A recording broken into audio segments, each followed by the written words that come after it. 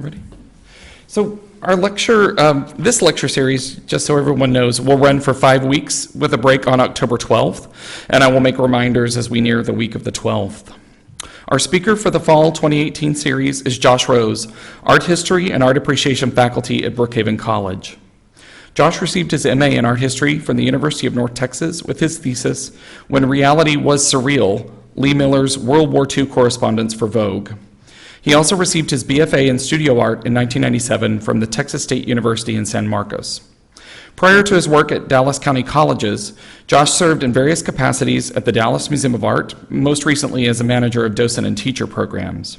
He has also spent time working in the education department at the Nasher Sculpture Center. He has served as adjunct art history faculty for University of North Texas, Eastfield College, Brookhaven College, and Tarrant County College. He has curated exhibitions around his interest in comic book art, including No Restraint, Activist Zines and Comics, which was held in 2012 at Eastfield College, and Heroes in the Making, The Art of Comic Production at the Greater Denton Arts Council in 2016. Just last month, he organized the roundtable program, Learning to Look, the State of Art History Comics, Art History and Comics Scholarships. I'm not saying that right, let me try that one more time.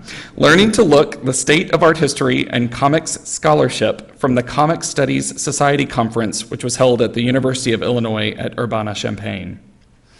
Our reason for inviting Josh to speak as part of this program is his focus on surrealism, a subject which he has frequently spoken about and published numerous articles on.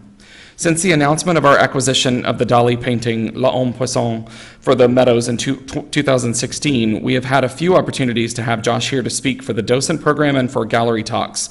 So I was very pleased that he was able to present this lecture series. And the series is titled Salvador Dalí and the Resurgence of Surrealism. So please join me in welcoming Josh Rose.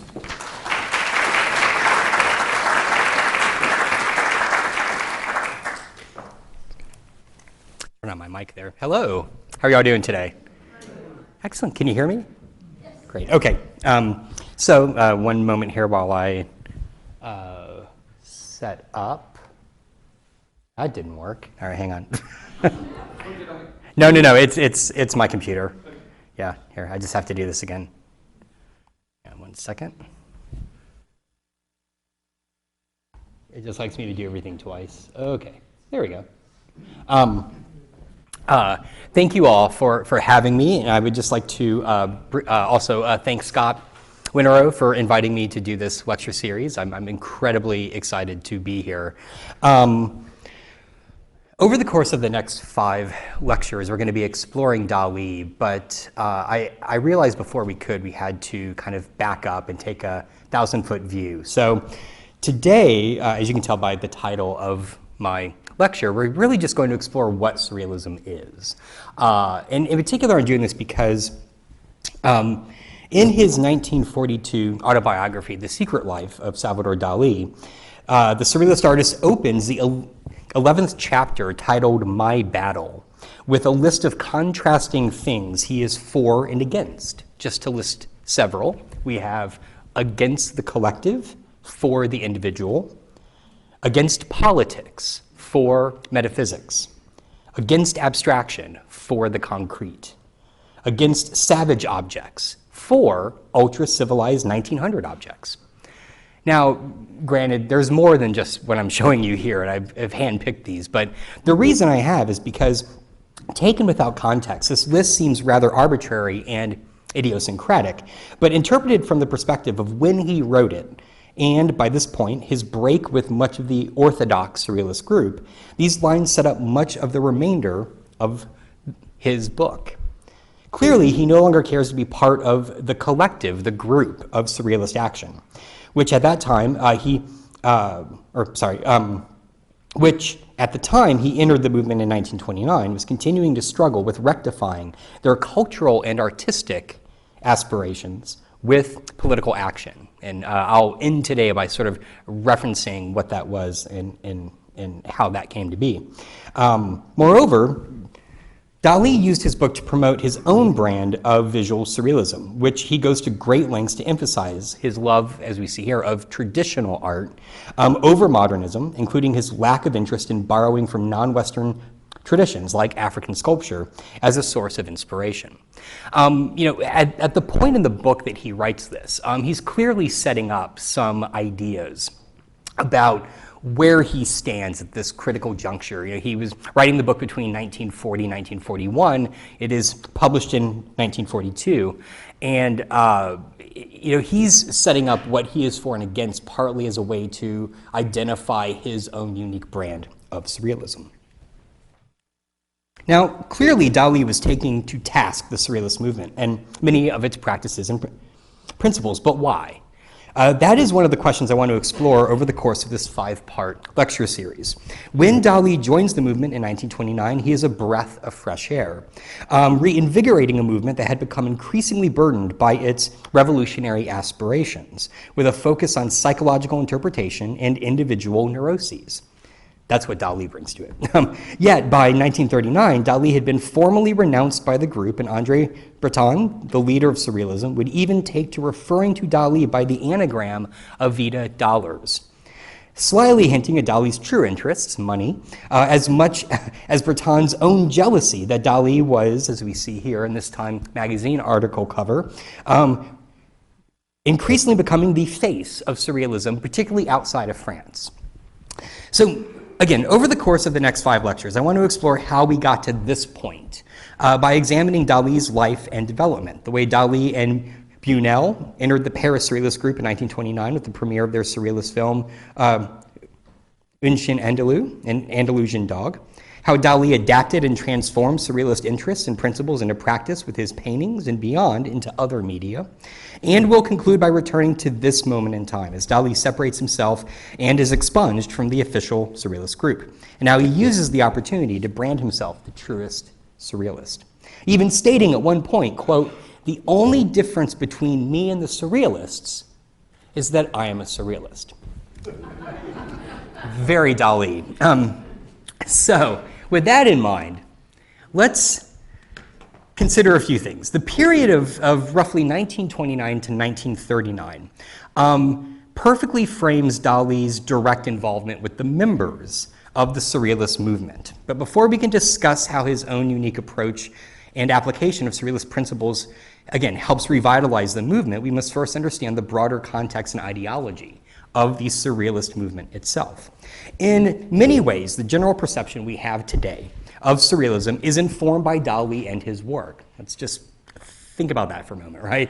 When we tend to think of Surrealism, and often, when I'm watching the news or a TV show and they refer to something as being very surreal, right? What that word connotes now, what it tends to refer to is this kind of unreal, dreamlike quality, right? Something that doesn't happen in reality. But hopefully by the end of today, what you'll begin to realize is that what Surrealism was actually aspiring to was a blending, a merging of our internal realities with the external world. So describing something as surreal would actually be, to them, very, very positive and should increasingly happen more often. So we tend to define Surrealism really through Dali's work, and that again speaks to this, right? He, particularly in the United States, but further abroad as well, became the face of the Surrealist movement. And again, while much of that certainly is a facet to Surrealism, in a grander way, Surrealism was many things. It began as a literary movement. It emphasized group activity and was ultimately more not an art movement, but a set of principles and actions meant to revolutionize society itself.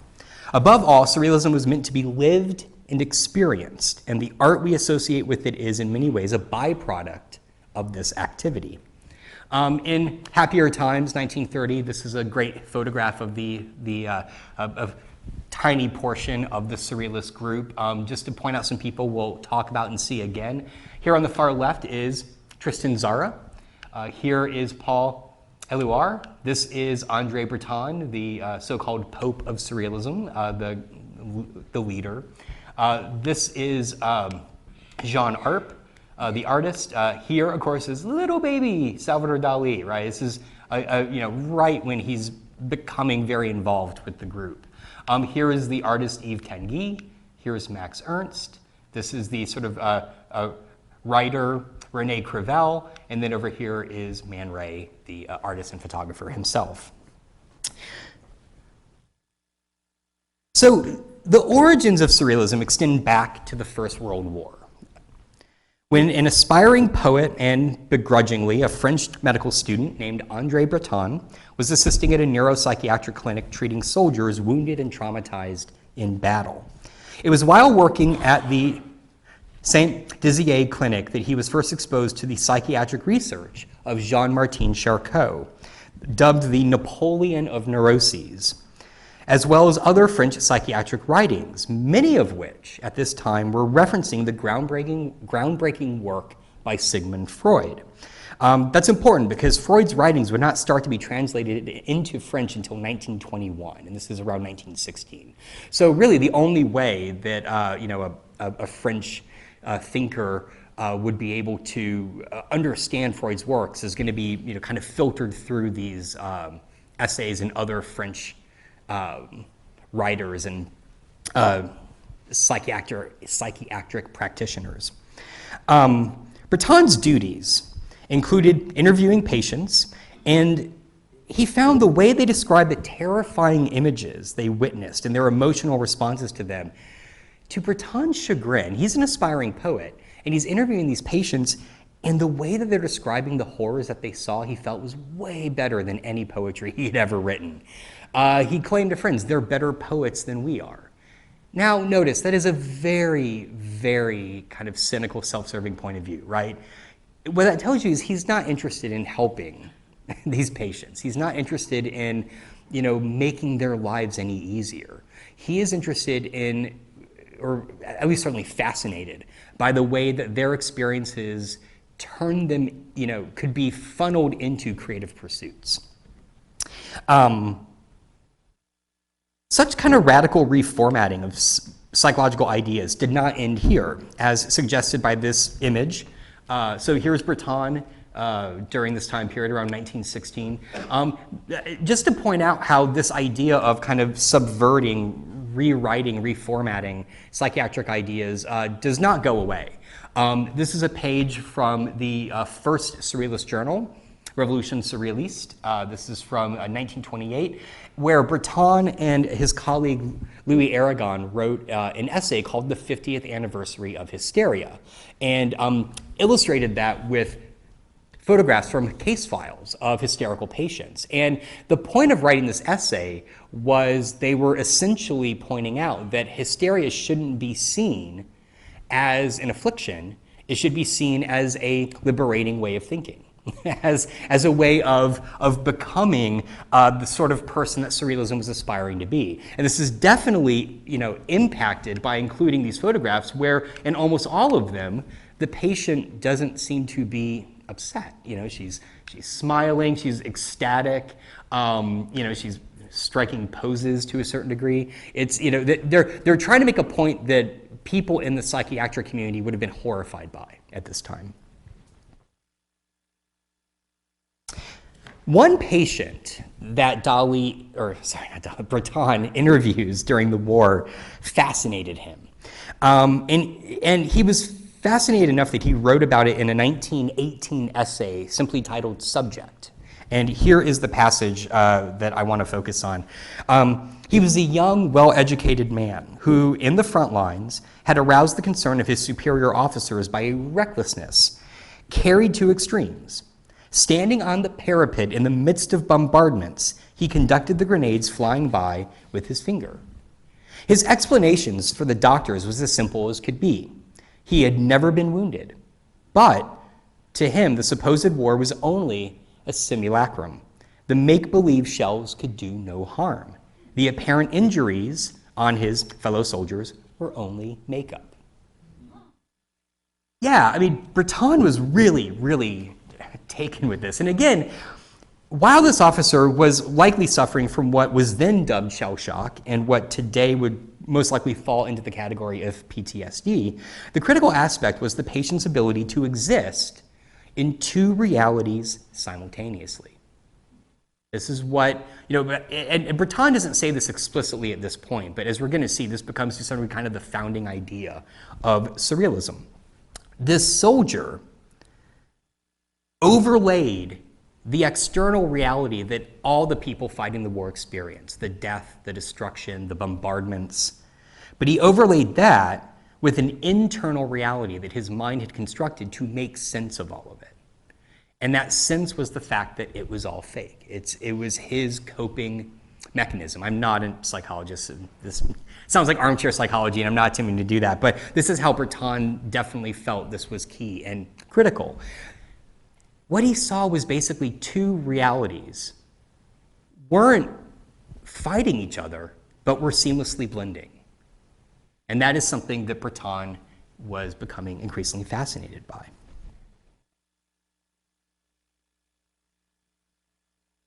Now, after the war, Breton returned to France, and in Paris began working towards his literary poetic aspirations. You can imagine how upset his parents were when he's like, I don't want to be a doctor. And so with a band of like-minded writers, including Philippe Soupeau, Louis Aragon, and later Paul Éluard, they started a literary journal together and were inspired by other writers, especially the writer Guillaume Apollinaire. Apollinaire was well known as an early champion of Cubism. He was an art critic, he was a poet, and a very groundbreaking modernist poet. He was also the first to coin the term Surrealism. He did this in the program notes for the ballet Parade in 1917 as a means of describing art and a universally joyous way of living that was, as he described it, a reflection of the new age that humanity was living in. So these young writers found early inspiration in this movement called Dada. Dada, founded in Zurich, Switzerland during the First World War, was a movement that had a number of qualities that are evident in later Surrealist endeavors. For instance, it was fiercely political. It was fiercely not just an art movement, but was a movement about a philosophy that got kind of translated in a very multimodal, multimedia kind of way. They performed, they made music, they wrote poetry, they made art. And I think most notably, the facet about Dada that was, I think, most important is the fact that every member was expected to do every type of thing. You know, Hans Arp was trained, highly trained as an artist, but even he was expected to perform. And when they did performances on the stage of the Cabaret Voltaire, the kind of main performance spot where they also gathered during the war in Zurich, they would not only have someone on stage performing and doing a reading of a poem, but while they did that, they would have a work of art on an easel right next to them. So the idea was these activities were not isolated, and you couldn't just isolate yourself to one type of activity. Every member of Dada participated in everything. Dada comes to Paris after the war as it kind of disperses, right? It becomes international. There are pockets of it in Berlin and Hanover. There are pockets of it in the United States, kind of. It's a whole other story I'm not going to go into. But the way that it is disseminating is through the fact that Dada also published a journal, simply called Dada. And the editor of that journal was Tristan Tzara. After the war, Tzara comes to Paris, and he is welcomed by this group of writers, Breton, Soupeau, Aragon, who had been communicating with him and basically devising, when you arrive, we're going to start a Parisian Dada movement. So they are very excited about this. And here is I love this photograph. I cannot find a better version of it, but this is a photograph of these Paris Dadaists. Many of them, here is Breton right here. This is Soupeau. And they are doing a performance of a play that Breton and Soupeau wrote that translates as "You Will Forget Me." This is in 1920 at the first International Dada Festival. I just want to point out a couple of things in this photograph. It looks kooky, it looks fun, right? Part of their excitement about Dada was these young writers, right? They're not surrealists yet. These young writers want to institute an artistic, creative revolution. And they see Dada as the way of doing that. But what Zara brings to the group is very much this idea of everybody participates. Do you see how uncomfortable Breton looks right here? He does not look like he's having a fun time. Breton, even today, is well known and well respected as an engaging speaker, as a very high-minded individual. He's not known for his levity. He's not known as someone who can just, be kooky and wild. And pretty quickly, within about 6 months, honestly, but definitely over the course of the next year, these Parisian Dadaists just increasingly begin to feel that Dada is purposeless. It is rudderless. What they see Zara getting most excited about is not that they're actually implementing change, that they're implementing a revolution. Zara just likes it when people get riled up. And Breton begins to bristle at this. He needs purpose. He needs to be achieving a goal, moving towards a very clear set of ideas. And he feels like Dada, despite his hopes, is not that.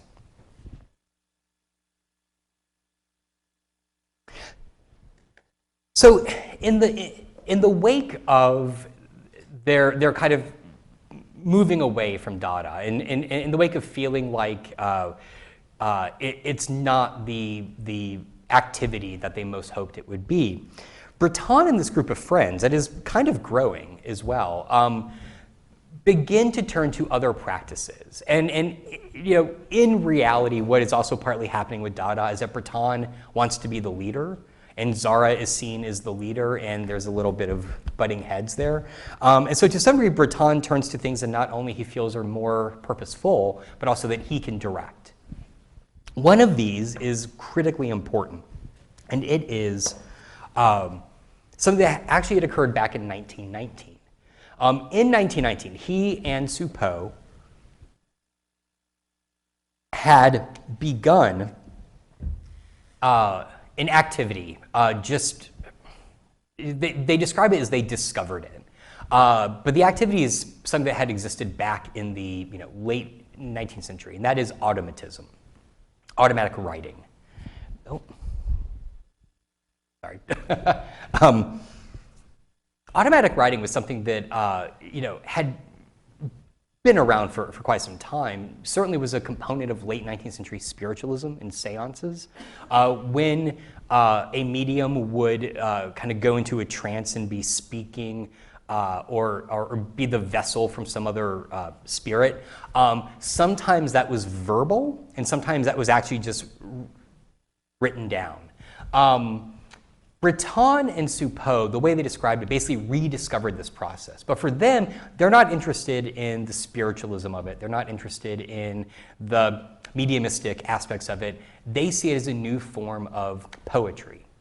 And in particular, for them, automatic writing was a way that, was a way that they could subvert their own training, their own conscious thought. The way the automatic writing worked is they would kind of work themselves into this almost sort of like empty, mindless state. And as words and passages just began to sort of percolate up, they just wrote them down kind of as fast as they could. The key to it was there was no forethought. There was no conscious control of it. And what Suppot and Breton loved about this was it allowed them to create striking poetic passages they probably couldn't have made otherwise. Well, out of this came really the sort of foundational text to a certain degree, the first example of what would later be called Surrealism. And that is a book of these automatic poems called The Magnetic Fields. And it was co-written by Breton and Suppot. And in the wake of Dada, Breton and the group turned back to automatism. They tried to reinvigorate this process that they had found so important. It's at the same time, actually, that another member of the group, René Crevel, who was very poor, to earn some money, went and did a sleep study. And during this sleep study, this is September 1922, during this sleep study, they're studying sleep but also hypnotic states. And he discovers during the study that he's really good at going into a hypnotic state. It just so happened that the same week he does a sleep study, he also goes to a spiritualist seance.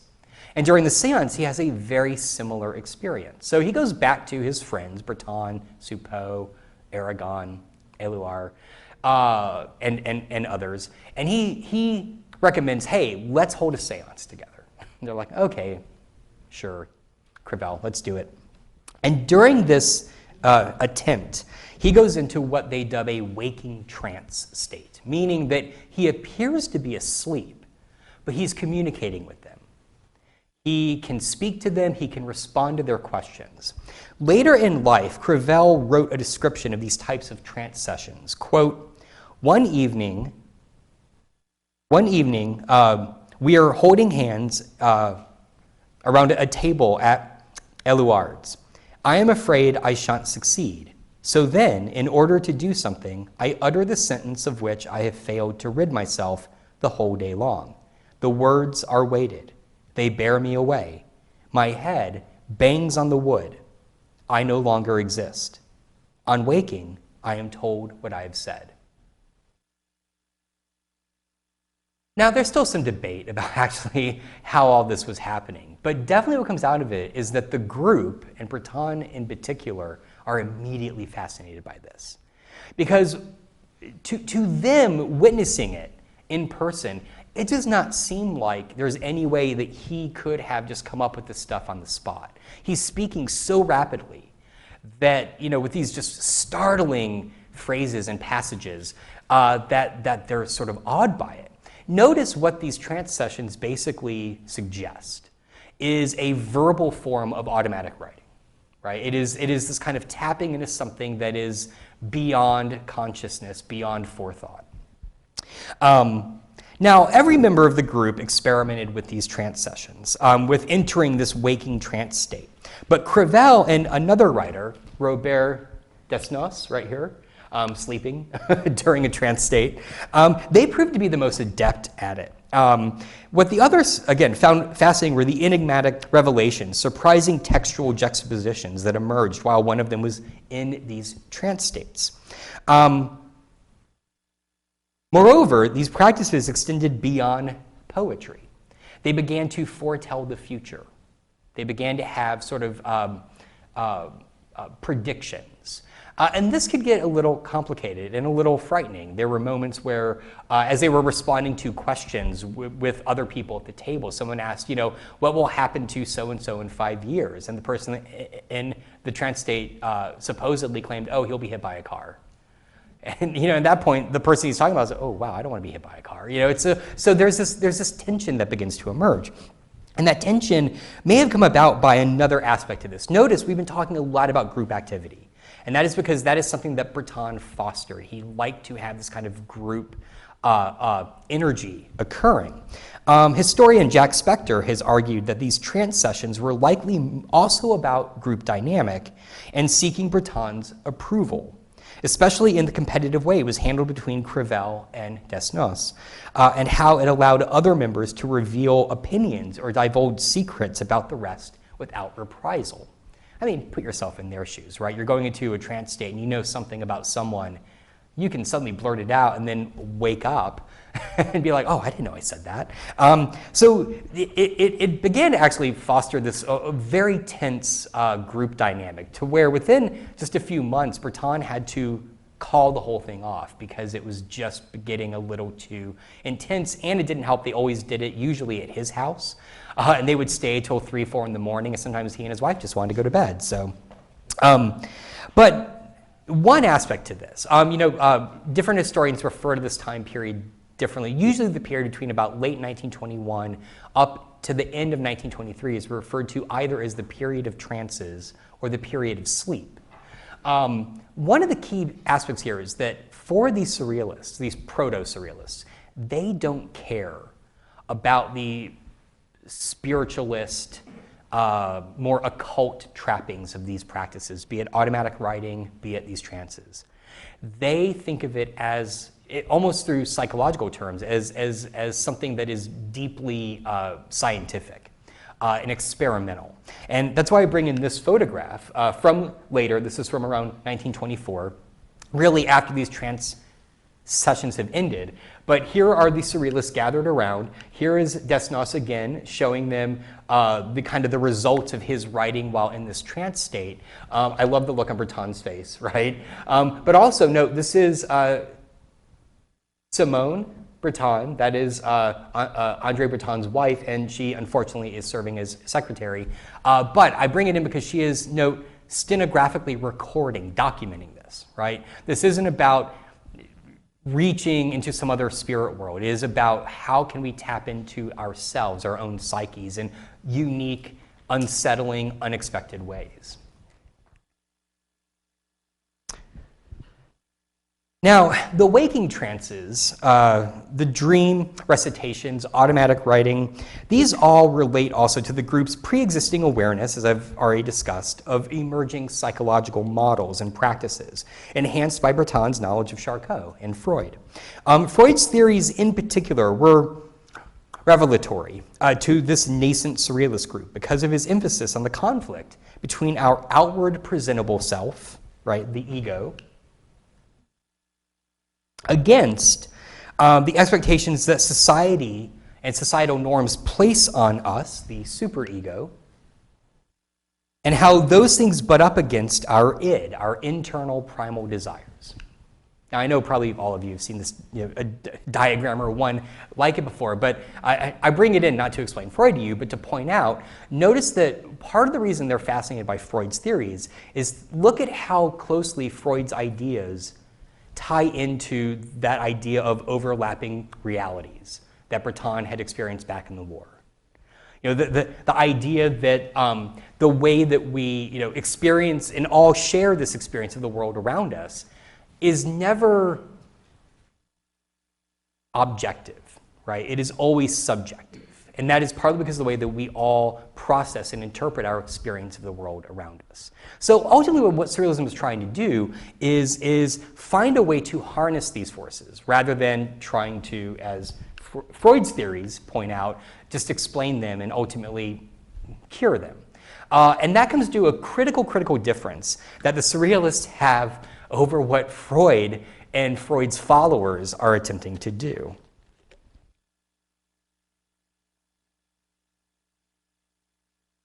And that is because,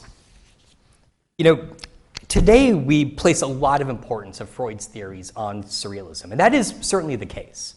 But I think sometimes we place too much importance on it. As we'll see in a moment, the Surrealists and Dali in particular are influenced in various ways by Freud and his theories, but Freud is not something they just are inspired by and run with. They have their own kind of back and forth with him, and this is particularly shown here on the left. This is actually an excerpt of an interview Breton published with Dr. Freud.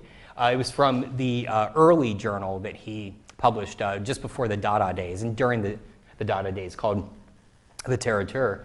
This is number 1, March 1922, and what's interesting is in this interview, he met Freud in Vienna in 1921. Breton walked away from it severely disappointed, really bummed out.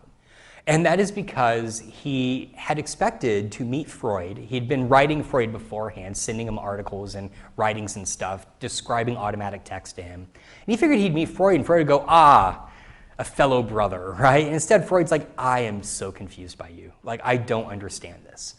And part of that came down to the fact that, think about, ultimately, this goes back to Breton's, his experiences during the war. Freud is developing his theories to ultimately help people, right? To help cure them.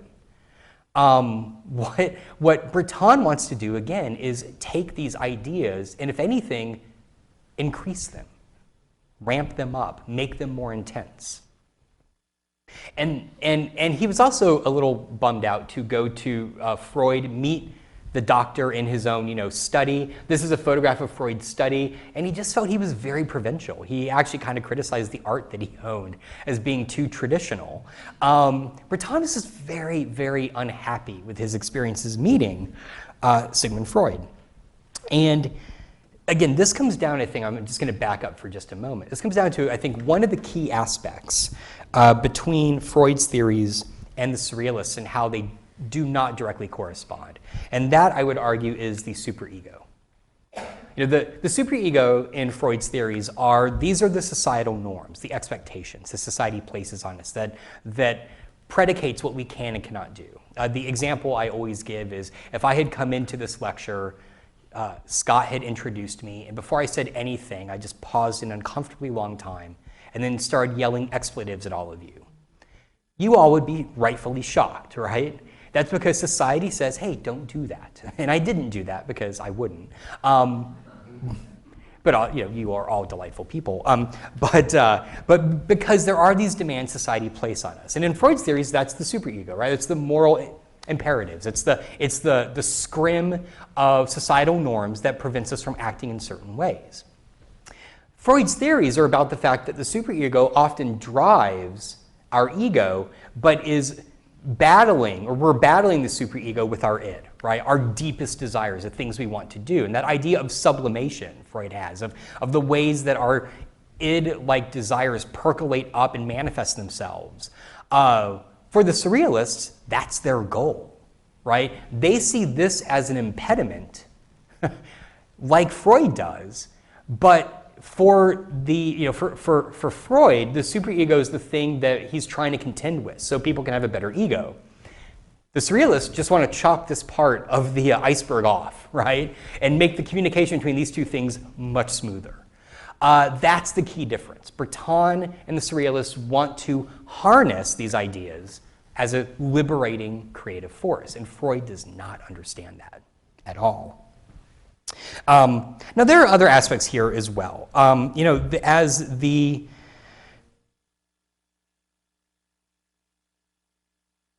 Surrealists are responding to the kind of stifling nature of their parents' generation, they wanted to change, again, how people thought and acted, giving them more agency to embrace personal idiosyncrasies and desires, even if doing so placed them directly counter to social conventions, be they legal, religious, political, or moral.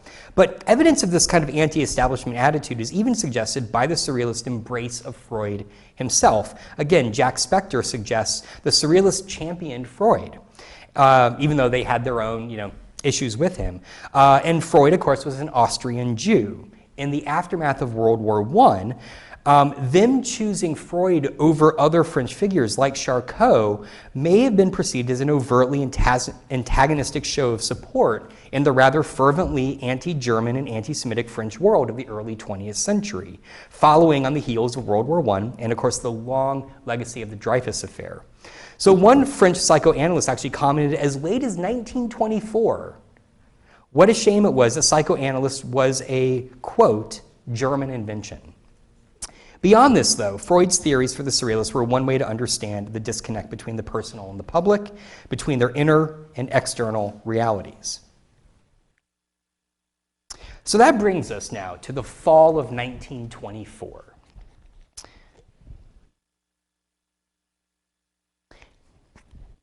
After the period of trances, it becomes pretty clear that Breton and the other Surrealists are beginning to form their own set of ideas, their own set of principles and practices. And so in the fall of 1924, in very rapid succession, Breton and the Surrealists do three things to basically proclaim Surrealism as a sort of a public movement. The first of these is in October, Breton publishes what would be the first Manifesto of Surrealism.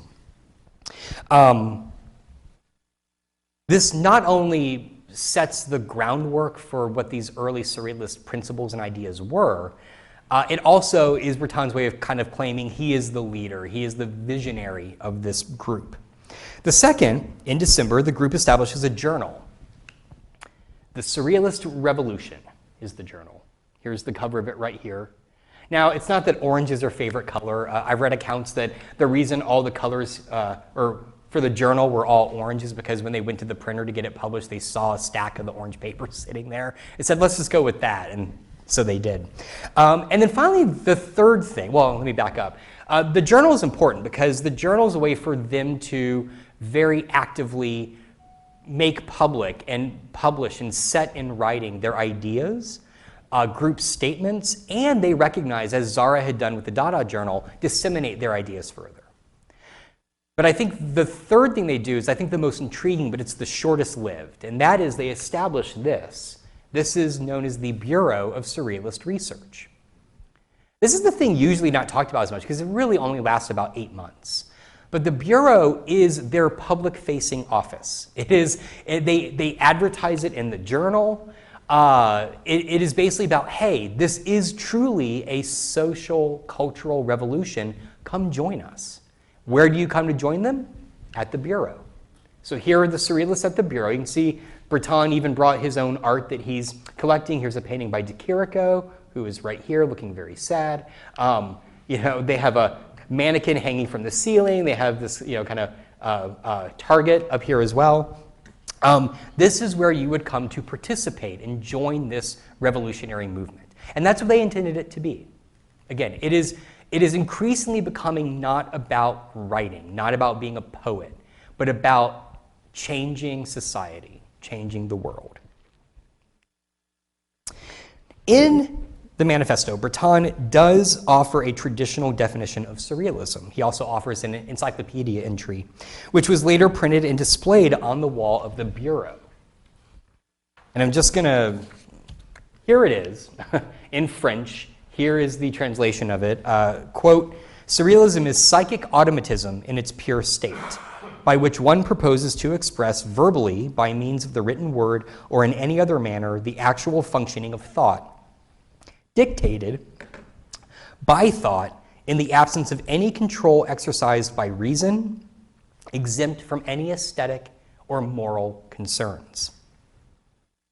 Now let's parse that just a little bit, right? First off, notice he is emphasizing predominantly text, predominantly writing, but also the process of thought. And when he says, I think in particular here at the end, dictated by thought in the absence of any control exercised by reason, that is automatism, but most importantly, exempt from any aesthetic or moral concern. Now, here I would argue aesthetic doesn't mean visual. What it means is, I want to write a nice poem. So you sit back and you very consciously think about how to structure that. He's like, no. For automatism, for surrealism, it is just about processing it as fast as possible. You don't stop to edit. And moral concern is that superego, right? Is that let's not say things because society may not agree with them. We don't care, say the surrealists. So what we have here is he's very formally trying to set up a set of ideas. Now, there is a concept I think that is, I would argue, is the most important in the Manifesto that Breton discusses, and that is this idea he calls surreality.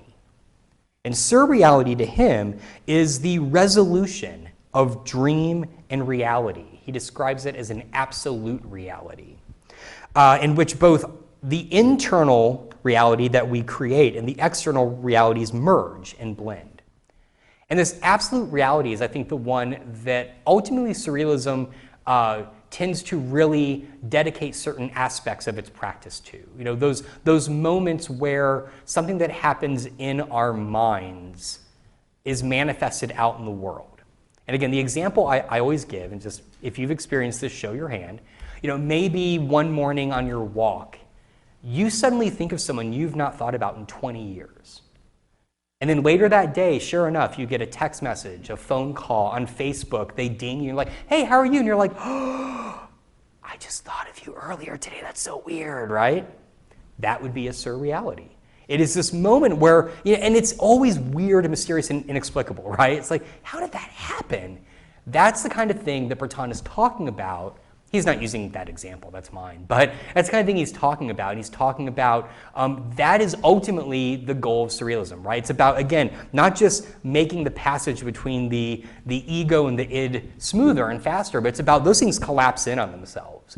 That just becomes reality. That's what a surreality is. Now, that aside, clearly, in 1924, as Surrealism takes off, one of the issues they're beginning to have is that it is a literary movement founded by writers. But increasingly, artists are becoming to come into the fold. And you'll notice by this point, I've not talked about art at all, right? There's a reason for that. But they want to illustrate their journal. This is a page from the journal in 1925. Notice it is an essay we'll talk more about in just a moment that Breton is writing called Surrealism in Painting. And to illustrate this, he's actually using a painting by Picasso, right? Another painting by Picasso down here.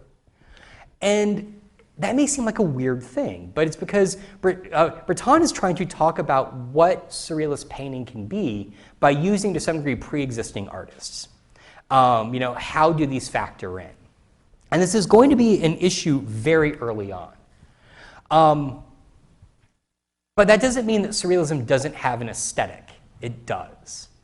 And the aesthetic is kind of twofold. One of these we've already talked about before, and that is that one of the early aesthetics they have is they do not want to be taken as a kind of occult movement. They don't want to be taken as, a bunch of mediums having seances. They want to be taken in a way that is about changing the world, as revolutionaries. And in doing so, they take on the kind of aesthetic of seriousness. They take on an aesthetic of scientificness, to make up a word, a kind of scientific aesthetic, a scientific approach. This is notable by the fact that, I'm just going to back up for a moment, this is a page from their journal, right, the Surrealist Revolution. It looks very much like this journal here, which was the premier science journal in France at the time, La Nature. They directly mimic the look of La Nature for their own journal because they want people to pick it up and go, oh, these crazy surrealists and their ideas, oh, this looks very official, right? This looks like that science journal that I read. This extended even to, I love this self-portrait of Breton from 1930, self-portrait automatic writing, where he basically is presenting himself like a scientist at a microscope. Ignore the fact that horses are running from the microscope and there's a woman in the background looking through. But there is this, again, kind of stenographic, scientific, experimental approach that they want to present themselves as. That's one aesthetic they have. The other one, though, is very, very consciously anti-Western. I'm going to use that term. They want to, in changing society, part of that means they have to abandon the social norms of the modern European world. And so for them, this is about embracing non-Western art, non-Western cultures. And I think this is most explicitly shown in this wonderful map produced in 1929 for the Belgian journal Varieties. This is the world at the time of the Surrealists. And just notice this Surrealist map of the world. It's a little strange, right? What is gone here? Basically all of Europe, except Russia and China. Well, Russia, they are both there because by that point, well, certainly Russia is communist. They allow Russia as an Eastern European power to remain because it is already making that change. It's going through a revolution of its own. But you'll notice all of Western Europe is gone. All of North America is gone. I love this, right? Except Alaska, Mexico, and South America. All of, again, Western North America is gone. But we have, the Indian Ocean, we have China, we have Africa. There's, Paris is there only because they're in Paris, so that's allowed. So, what this map shows is basically what the Surrealists prize in the world are those areas of the world that, in their minds at least, are untouched by Western European culture, or are already initiating their own revolution like Russia as well. I'm running slowly, sorry. Okay, let me pick up the pace a little bit. So, those are definitely two aspects of aesthetics that Surrealists are adopting early on. But it becomes pretty clear, even by the early 1925 onward, that more and more artists are beginning to enter into the group. And this is, again, partly self-serving. Breton His job for many years was working for an art collector. He was basically the person who would go out and find artists and art and recommend that the collector purchase them or not. He actually was the person who convinced Doucet, the person he worked for, to buy Picasso's The Demoiselle d'Avignon. He was the first person to purchase it, and that was directly because of Breton's influence. Having an artistic, a visually artistic component of Surrealism was critical, but it was also self-serving for Breton as well. So as Surrealism develops over the course of, into 1925 onwards, specific visual approaches begin to develop as well. And a lot of these come out of group activities or things the Surrealists have already been doing. So for example, remember automatic writing. Well, this gets transformed into a visual approach by the artist André Breton, who developed automatic drawing. And he did it the exact same way. He would, as he described it, and he's academically trained as a painter. But when he did automatic drawing, he wanted to subvert that training. So it worked in two phases. The first phase was he's just emptying his mind, and his arm would work almost with, as he described it, pure gesture, rhythm, incantation, making these marks without any control. Invariably, while making these marks, though, as you can see, images begin to form. Here's a hand. Here is part of a nude woman. Here's another hand and another hand. Other parts of kind of bodies begin to form. And this begins the second phase, as he called it, where latent images or perceptible images begin to appear. He would allow these second phase images to begin to form just enough until the moment his brain said, oh, you're drawing a hand now, let's fix the proportions, and he would just stop. And he would lift the pen or the pencil off the paper, he would empty his mind again and go back to the first phase. It is again about avoiding conscious control, just like automatic writing was. And the Surrealists were really taken with this technique because it's the first time they see one of their core practices translated into a visual form. And this begins to be used in painting to some degree. This is a painting actually at the DMA. It's by Yves Tanguy called Apparitions from 1927. And I bring it in because at this early point in Tanguy's career, he is applying an automatic process to painting. And how he would do that is, again, he worked in kind of multiple phases. The first phase was he would empty his brain while having all of his paints prepared, and then he would just start randomly applying colors to the canvas or the board. And he would do that for a while until he kind of felt like, okay, this has been worked enough, I'm done. And he would stop, go take a break, come back, and then very consciously, he would begin editing the painting. He would block out certain objects and areas. He would begin adding shadows to them as if these are real shapes floating against that surface, delineating a kind of horizon line here. And so this isn't purely automatic, right? But it's a first layer, if you will. It's kind of underpinnings are automatic. And this idea of speed in painting is important because in the journal, other Surrealists are arguing you can't have Surrealist painting. Pierre Neville, the first editor of the Surrealist Revolution, boldly proclaimed there is no Surrealist painting. Another Surrealist, Max Maurice, argued a little more, argued with a bit more substance, unlike Neville, that the problem is inherent between the time-based nature of painting versus the kind of the plastic nature of painting, right? Paintings aren't made that quickly. Particularly the more trained you are, the more elaboration you put into it. And so Maurice and Neville basically argue you can't have Surrealist painting. It takes too long. And notice that, even though he's highly trained, Masson is mainly known for these drawings. He's producing very rapidly. It's difficult for him to translate that into painting. Tanguy has his own way of doing it. Now this leads to what will ultimately become kind of one aspect. I tend to divide Surrealist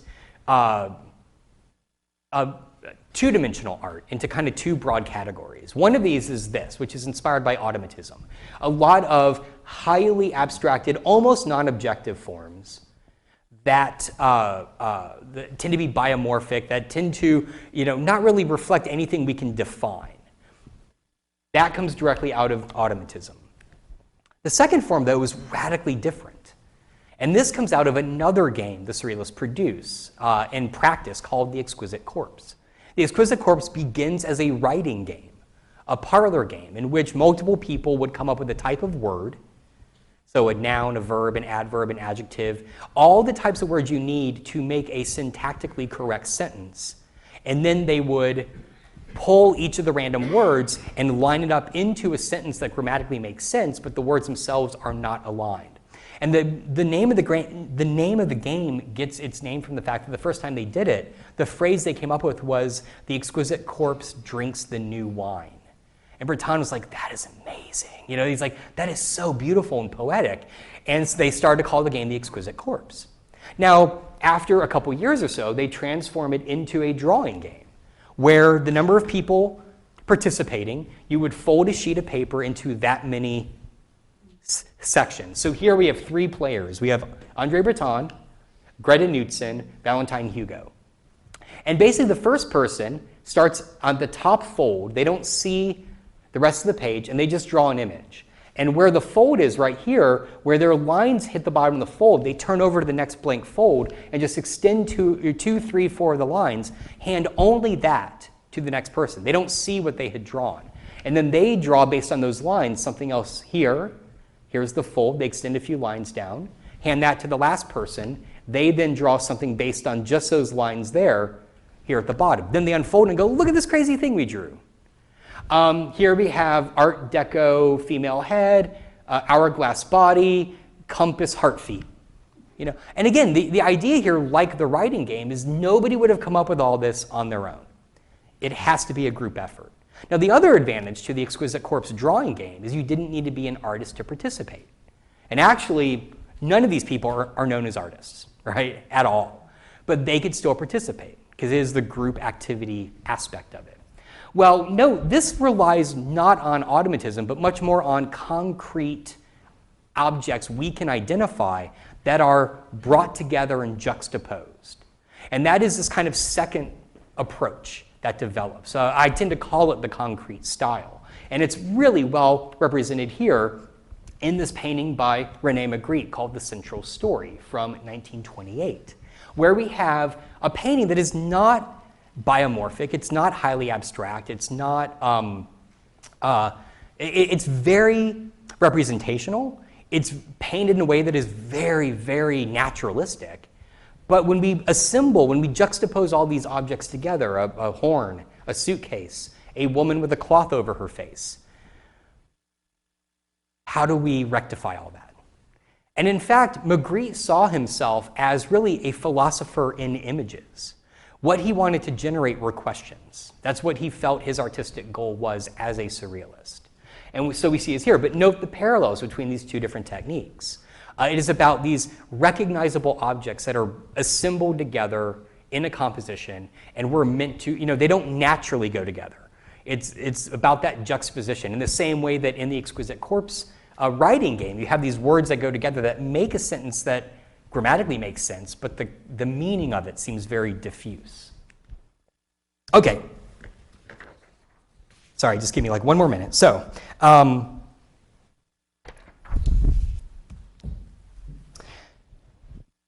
this debate among the Surrealists about the possibility and potential of Surrealism as a visual art was resolved to some degree when Breton wrote a long essay, we already saw a page of it, later published as a book. In 1925, he wrote the essay called Surrealism and Painting, in which he attempts to explain the possibility of how the long process of painting could still be surrealistic and automatic in intent and outcome.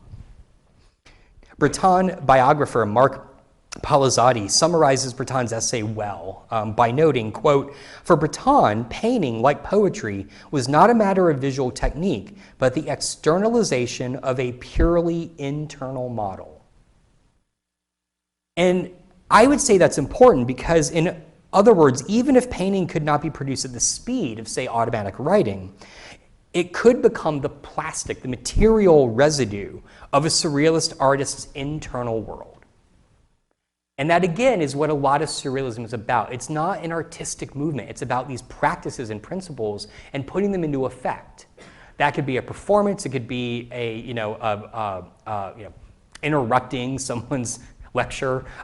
It could be, which they did. It could be insulting a priest on the street, which they did as well. That is the manifestation of surrealism. And what Breton argues is painting is the same type of thing. So the same year that Breton codified and wrote his thoughts on surrealist painting, 1925, was also the year that the movement redirected their attention to specific political action. According to Palazzati and others, he's not the only one to make this claim, this was inspired by Breton's reading Trotsky's biography of Lenin while Breton was on vacation, because that's what you do on vacation, and being deeply affected by it. This was further fostered by other surrealists' own interests in political activism and communism in particular, such as Louis Aragon and Pierre Naville. This began a long, tortuous process of the surrealists aligning themselves, or trying to, with the communist cause, primarily through the French Communist Party, or PCF for short. But again, why? Why would the surrealists, who championed poetry, creativity, and a freedom of thought, want to align themselves with the Communist Party? As the surrealists developed this idea and met with a like-minded group of radical communist writers from the journal Clarta, they ultimately decided they would become the creative intelligentsia of the Communist Party, of that communist revolution. To put it into broad terms, the surrealists felt that they could be the revolution of the inner reality to correspond with the revolution of the external socio-political reality communism had already begun and sought. Historian Helena Lewis points out that the incompatibility between the Communist Party, who were befuddled by the surrealist desire to join them, was evident when considering not only communism's focus on loyalty and dedication to the many over the individual, but also the Communist Party's increasing use of propaganda to disseminate party ideals, which necessitates conformity of viewpoints over contemplation and individual opinion. You can see where this is going. This is not going to turn out well. Despite this, the shift to a more politically minded surrealist group became evident in their publications. For instance, the cover of the 4th issue of their first journal, the Surrealist Revolution, declared a war on work against an image of an elegant woman in a beautiful bourgeois home. They meant this ironically, right? The Communist Party saw this and said, wait, you hate workers? And like, no, it's subtle. I mean, this is the problem they're facing, right?